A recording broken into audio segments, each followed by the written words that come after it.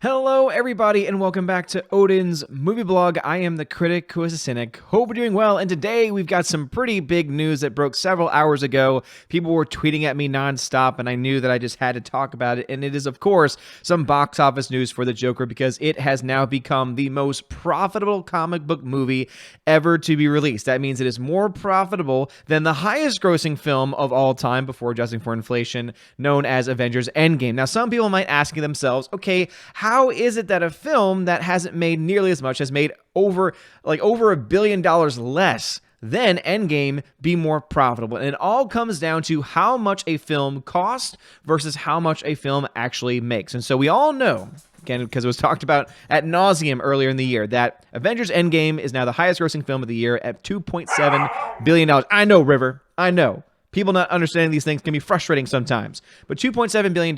But what people oftentimes fail to realize is that that film cost roughly $300 million to actually produce. Probably even north of that, $350 million. In fact, you know what? Well, let's go ahead and do this live, right? Let's be fair. Endgame production cost. Because this, to me, I think, is worth talking about, because I think that a lot of us tend to not really think about these things. So it cost $356 million just to produce it. That is without marketing.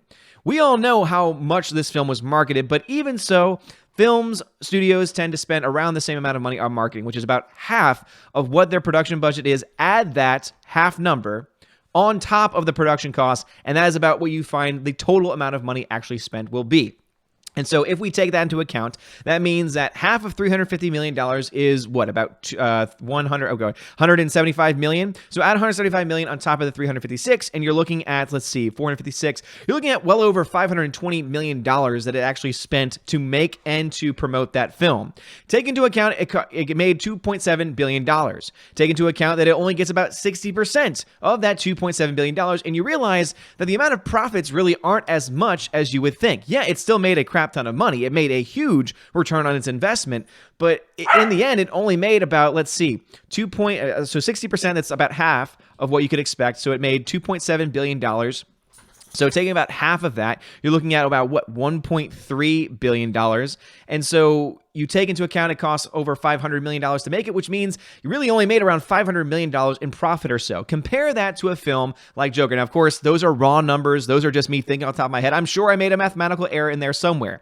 Now take into account Joker, which cost only $55 million to make. $356 million for Endgame, $55 million. So that's a difference of around $300 million just when you look at the production cost, which means it does not have to make nearly as much. So now we take into account it cost $55 million to make. It has now made $950 million or so. Let me see if this has the most recent number here. So obviously they're going to use the multipliers, etc., which to me have always just been kind of weird, and that just gets a little too wonky for me. I like to just deal in generalities, etc. But let's see, do they have the most recent numbers? No, it's getting very close. Again, moreover, when Joker crosses the $1 billion mark, so it is going to be crossing the $1 billion mark either this weekend or possibly next weekend. I think there's a good chance this weekend, but hey, if it doesn't cross this weekend, definitely by next weekend. No matter what other people, John Campia, try and say about it, it's going to cross the $1 billion mark. And so the last number I saw, here it goes, $957 million worldwide. All right, so let's assume then that this makes 60% of that $957 million mark. Well, then you can see that, yeah, it hasn't made nearly as much as you might think, but that's still making it north of around $450 million, $500 million or so that it's actually made off of the profits. And keep in mind that it actually might even be higher because of one key factor.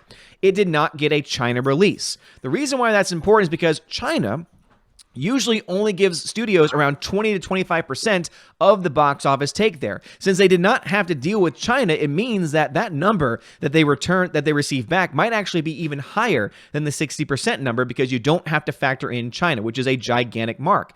And so with all of those things taken into account, that is why this film has made that much more money. That is why this is now the most profitable film of all time as far as the comic book genre is concerned. And it could potentially even be the highest grossing rated R film. It could potentially be one of the highest grossing films of all time, period, because of how little it cost to make, how much it actually made, and all of the other things included. This is an amazing feat. This is amazing. This film is fantastic. If you have not seen it yet, please do yourself a favor and watch it. And I just cannot wait to see how much more money this film makes. So not only is this film just doing that much better than most other films by just the sheer number of box office revenue it's making. Not only is it going to be one of the first non-Disney films to cross the $1 billion mark this year without China, mind you, it is just a darn good film to boot. So anyway, I wanted to do a video on this. Sorry for the late video. I know that I tend to get these out a little bit earlier, but I was dealing with finally getting a Tennessee license and getting a registration and all this stuff done that I should have done a long time ago, but I just haven't had time to because of teaching and life in general, etc.